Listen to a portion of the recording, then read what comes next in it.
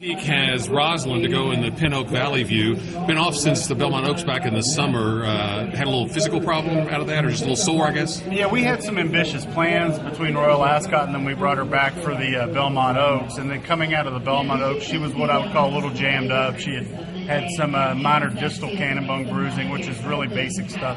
And so we gave her a little bit of time off, and then we've eased her back into things. And her work here the other day was fantastic. So I'm a little worried she might be just a smidgen short for the race, but the way she worked the other day, she should run well.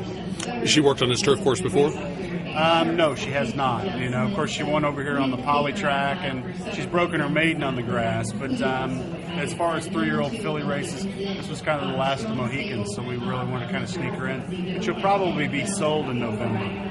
I mean, you always thought, ran the Breeders' Cup, got a piece of the Ashland, so you've always thought she had a lot of talent. Tell me about the experiment of taking her overseas. I know you got a tough break there with the rider falling off.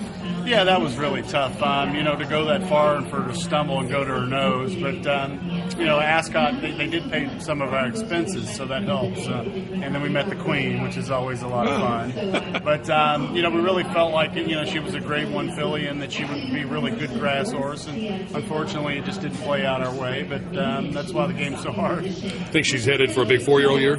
I think she could have a great 4-year-old year.